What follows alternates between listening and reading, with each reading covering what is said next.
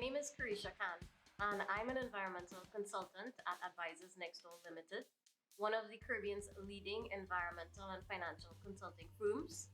Here at Advisors, we receive hundreds of resumes every year for placement with us or our regional partners, and this puts us in a great position to give winning advice on writing a resume for the environmental sector. Hiring managers usually spend no more than 30 seconds reviewing your resume before moving on to another applicant. Because of this, it's very important that your resume is structured to communicate the information a hiring manager needs in the top 1/3 of the first page of your resume.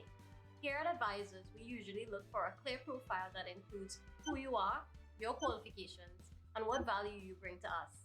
For students entering the environmental sector, your resume should have clearly marked sections on the first page highlighting relevant experience and achievements, clean and clear fonts such as Calibri, and a balance of white space and text so that it doesn't appear too cluttered.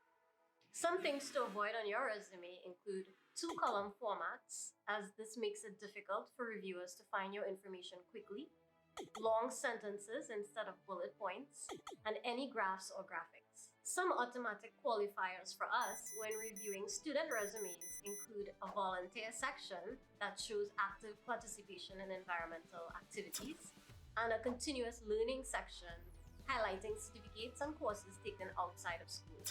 We hope this advice is applied to your resume, and we look forward to seeing you at the world of work.